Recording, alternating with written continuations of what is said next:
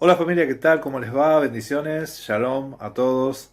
Acá estamos, ahora sí, para hacer el análisis de este primer video, ¿sí? De donde volcó todas las artillerías juntas, Eliud, ¿sí? Del remanente de una fe inteligente. Este, como corresponde, hay que hacer un análisis a cada cosa que va diciendo, ¿sí? Entonces yo voy a poner fragmentos, los fragmentos, no voy a cortar nada porque en algún momento dice que le sacan de contexto lo que dice, entonces no voy a cortar nada y voy a estar analizando lo que dice Eliud, eh, frase por frase, palabra por palabra, porque es necesario hacerlo así, y vamos a estar exponiendo a ver si estas cosas son así como él dice o no, ¿sí? Así que bueno, comencemos, vamos a ver esto. Esto es una refutación a edificio en deconstrucción. Comencemos. La Biblia no relata una historia homogénea.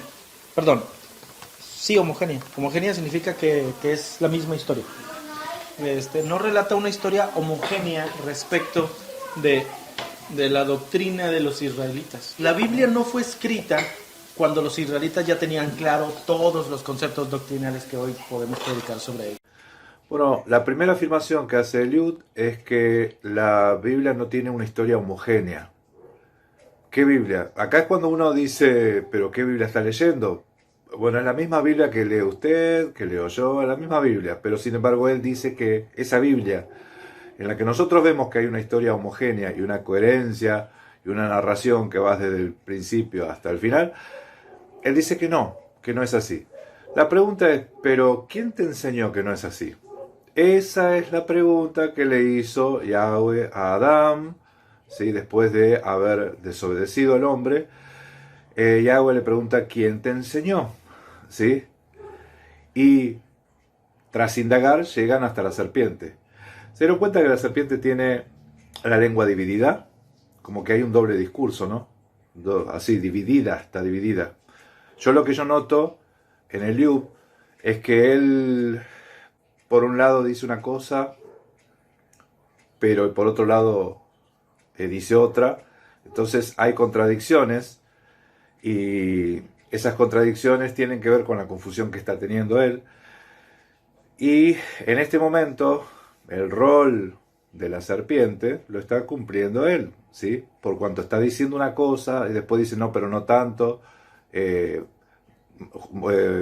es muy posible de que ninguno de los del Antiguo Testamento haya existido, pero después te dice, pero yo creo que sí, pero esos hablan de Mashiach, pero yo creo que las cosas que decían ahí no hablan de Mashiach. Entonces, hay un doble discurso, está la lengua dividida, ¿sí? Y ese es el mensaje que empezó a transmitir ahora. Mire, usted puede decir, no, lo que pasa es que no lo están entendiendo.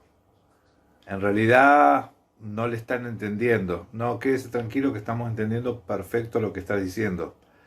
Y ese es el problema. El problema es que estamos entendiendo lo que está diciendo. Por eso es que estamos haciendo estos videos, ¿sí?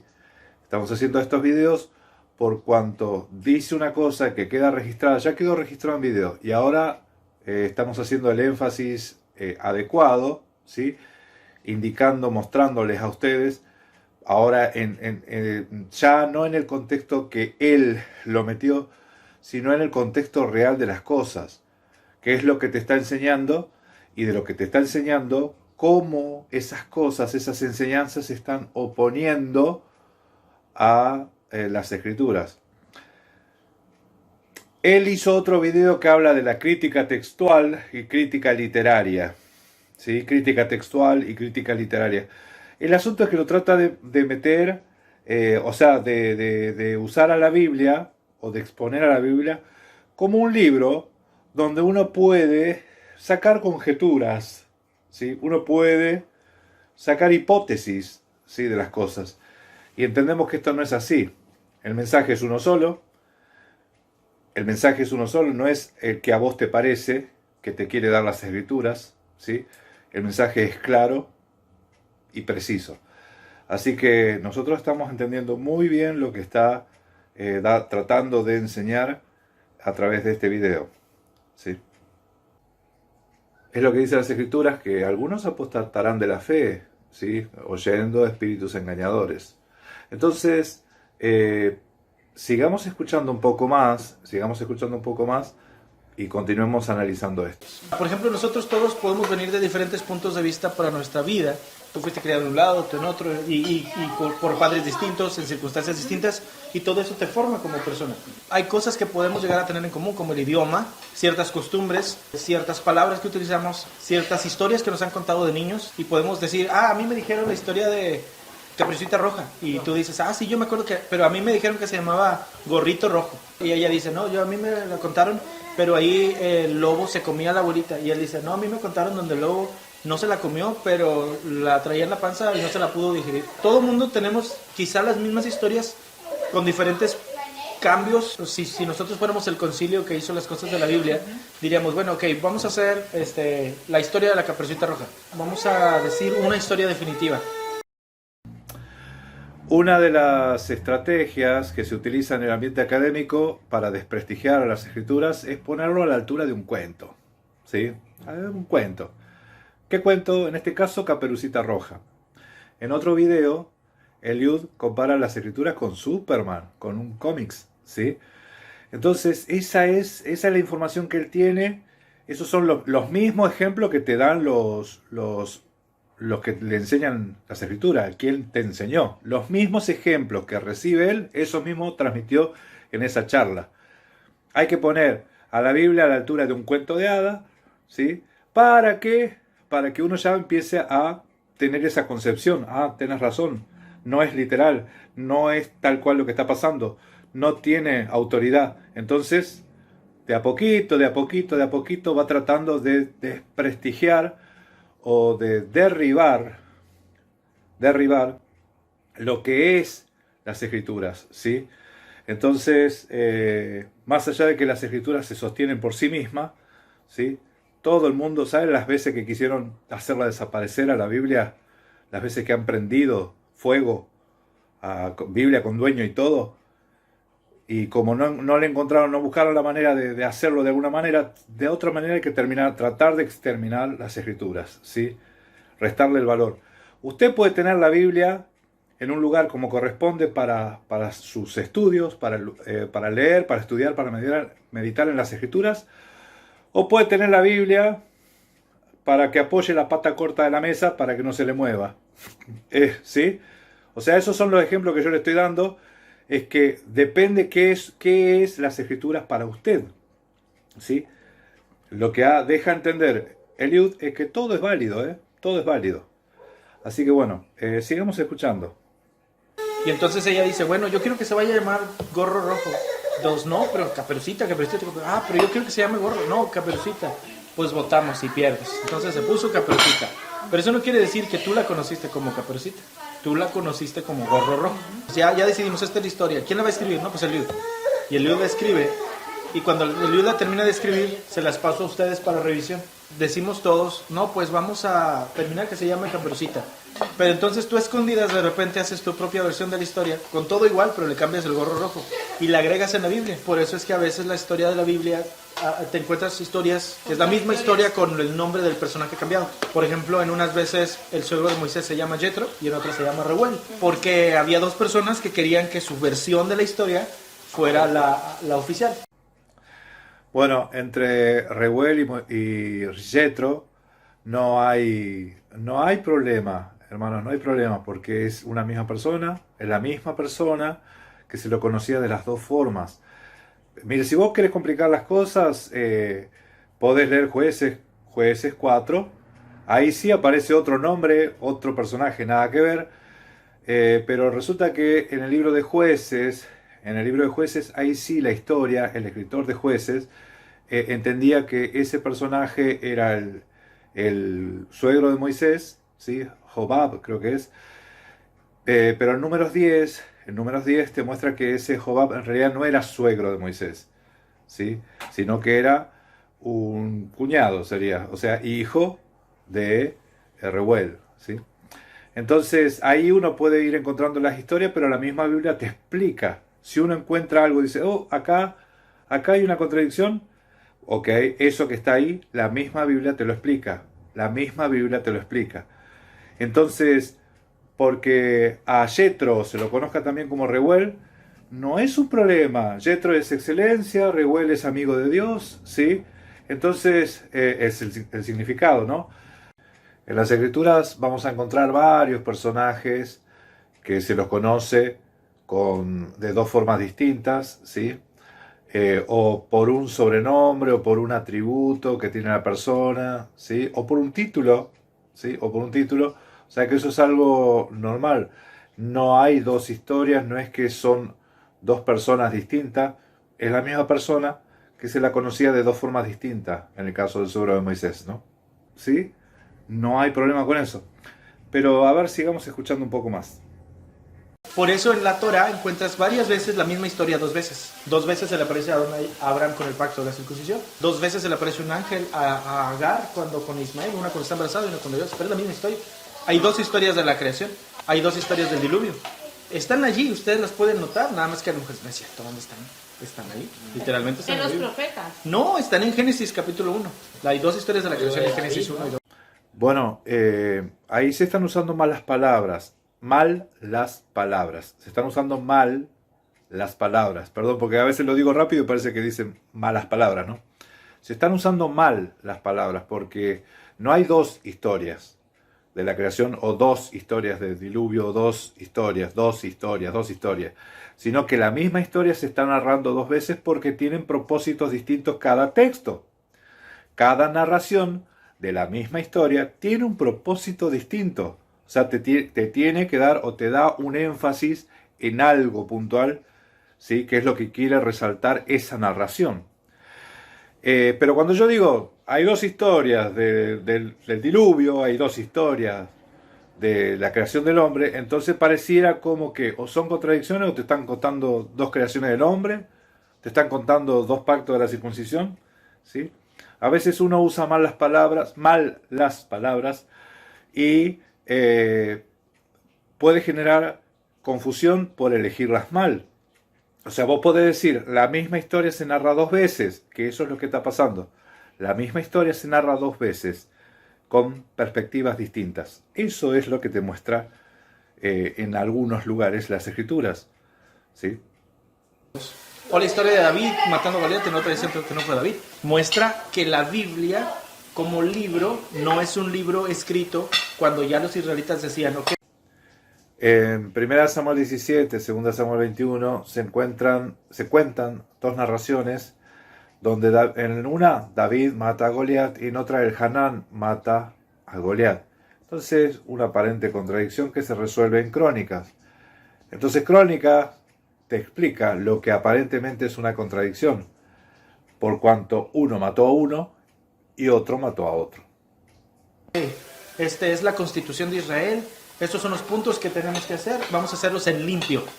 No, más bien la Biblia es un borrador a lo largo de toda la historia de los israelitas, desde que fueron antes de ser israelitas hasta ser israelitas, hasta lo que vino después, y donde van a lo largo de los siglos y siglos y siglos personas de muchos trasfondos distintos escribiendo lo que ellos consideran la historia de Israel. Bueno, según Eliud, la Torá no es algo que Dios le dio a Moisés, sino que algo que gente que bien le pareció lo fue como borrador, la fueron perfeccionando y la fueron escribiendo y reescribiendo y reescribiendo y reescribiendo. La Constitución de Israel, ¿sí? Según él, no es algo dado por el Eterno a Moisés y a la nación, ¿sí? Sino que es algo que a algunos les pareció mejor, hacerla mejor y un borrador, ¿sí? Así es como lo está presentando. Y por eso se va escribiendo y reescribiendo y reescribiendo y reescribiendo. Por eso hay contrastes en las historias. Que Yahweh incitó a David a hacer un censo y luego lo castigó. Y en otras dice que fue Satanás. Porque la historia de Satanás fue escrita mucho tiempo después, cuando ya no le querían echar la culpa a Yahweh. No, pues el diablo. Y pues Satanás. Quiere decir que cientos años antes la historia ya se conocía y cientos años antes había sucedido la historia. O sea, no es como que se escribió cuando vivió David. Esas historias se escribieron 200 años después de la muerte de David. Entonces alguien dijo, no, pues hizo un censo, pero le cayó un castigo por causa de eso. Y él, ¿por qué? Pues seguramente el Eterno lo incitó, pero el Eterno no incita a eso. Pues sí, pero las cosas malas que vienen de Adonai, seguramente es porque él también permitió las cosas, porque etcétera, etcétera.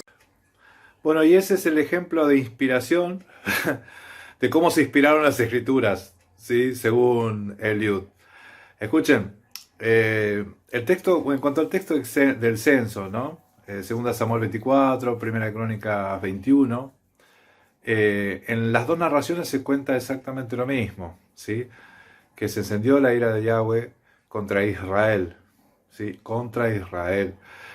Eh, el problema es que en Primera de Crónicas 21 se ha traducido, o sea, en la Reina Valera ha traducido el Satanás con mayúscula, refiriéndose como al nombre de pila del personaje, ¿sí? En realidad el nombre de pila del personaje o ese personaje se tiene que aparecer en el hebreo como Hasatán, ¿sí? Para los que leen hebreo se darán cuenta que en el texto de Primera Crónica 21 no aparece Hasatán, ¿sí? Sino que aparece la palabra Satán, que en hebreo significa oposición, resistencia, resistir, ¿sí? Y que básicamente eso fue lo que pasó contra Israel. Hubo algo en contra de Israel, ¿sí? Que se levantó el censo y Israel pagó las consecuencias. ¿Se entiende? No está ese personaje que nosotros conocemos en el hebreo, ¿sí? Sí aparece la palabra Satán, pero nunca se tradujo, porque Satán se aparece un montón de veces en las escrituras. Oponerse, oposición. De hecho, en número 22 aparece con el ángel de Yahweh, se presenta ante la burra de Balaam, ¿sí? Ante Balaam, y ahí en hebreo aparece la palabra Satán, y no se tradujo como que apareció el diablo, ¿sí? Satanás, sino que dice que se opuso, se resistió. Eso es como se tendría que haber traducido ese texto en Primera de Crónicas 21, y por alguna razón no se tradujo así. Así que el problema y las contradicciones están en las traducciones, ¿sí? Así que no sé si ustedes notaron el ejemplo de Eliud, cómo vino la inspiración. Y bueno, no sé, entonces ¿qué hacemos? Ponemos, bueno, que entonces no fue Dios el que tentó, entonces fue el diablo, ¿sí? O sea, ese es el concepto que él tiene de lo que es la inspiración divina, en las escrituras, en las escrituras. Así que escuchemos un poquito más y vamos a continuar después en otro video, ¿sí? Etcétera. Y estas conversaciones, estas discusiones entre los rabinos son las que daban lugar a por qué la Biblia fue escrita como tal. ¿Quién escribió la Biblia? ¿Los rabinos? No, hermano, los rabinos escribieron el Talmud, ¿sí? La Biblia la escribieron los profetas y algunos autores desconocidos, pero los rabinos, eso surge muchos siglos después. La Biblia los escriben los profetas. Los profetas, la Biblia la escribió Moisés, ¿sí? Y acá es una de las principales inconveniencias que estoy encontrando en estas lógicas que usa Eliud, porque si vos decís que la Biblia la escribieron los rabinos, entonces pones a la Biblia y al Talmud a la misma altura, ¿sí? Entonces, si uno toma a la Biblia como algo de inspiración divina, una inspiración entre comillas como él la plantea, ¿no? Porque la escribieron los rabinos, del mismo modo también escribieron el Talmud. Entonces ya empezamos a desviar nuestros ojos para este otro lado, ¿ok? Entonces no solo esto, sino también esto, ¿sí? O sea, ¿sí? A ver, sigamos escuchando. ¿Y porque las discusiones entre los rabinos nunca llegan a nada? No. Entonces la Biblia técnicamente a cantidad de comentarios, ajá, opiniones. Entonces técnicamente la Biblia inspiradas por Dios. O sea, pensando en entonces él, ¿no? La Biblia es así. En realidad somos nosotros los que pensamos que la Biblia fue un libro técnicamente distinto, porque decimos lo que distingue la Biblia de todos los otros libros es que la Biblia fue inspirada por Dios, y técnicamente no entendemos lo que es la inspiración, porque la inspiración de la Biblia no se refiere a que fue un rayo de luz que cayó sobre Pablo y sobre Mateo y sobre Moisés, sino más bien que Moisés, Mateo y posiblemente muchos otros hombres que no son ninguno de los de la Biblia sino gente que escribió diciendo, yo soy Pablo y voy a decir que Pablo dijo esto, o yo soy Moisés, o yo escribo que Moisés dijo esto. Esas personas, pensando en las historias que ya conocían, pensando en Elohim, trataron de hacer preceptos, historias y todo esto, y decir, Dios una vez se le apareció a Moisés en el monte Sinaí, y le dijo, yo soy el que soy, y te mando a Egipto, etcétera, etcétera, etcétera. Bueno, por un lado tenemos a las Escrituras diciendo que la Torá la escribió Moisés, ¿sí? Por un lado tenemos las Escrituras diciendo que a la Torá la escribió Moisés, a la carta de Pablo diciendo a Pablo que él escribió sus cartas, pero por otro lado tenemos a Eliud diciendo que Pablo no escribió sus cartas de Pablo y que la Torá no la escribió Moisés, ¿sí? Y ya sabemos que anteriormente dijo que eran los rabinos los que escribieron, ¿sí? Y ellos fueron los que inventaron los preceptos, ¿sí? O sea que no es algo... Hasta ahora es lo que estamos escuchando, ¿eh? Por boca de Eliud, es lo que usted escuchó. No, los preceptos no es algo que lo dio el Todopoderoso, sino que es algo que se le ocurrieron a los rabinos. Y que fueron borradores, que después la fueron perfeccionando hasta llegar a ser lo que es hoy. ¿Qué problema, eh? ¿Qué problema que tiene este muchacho? Un problemón, ¿sí?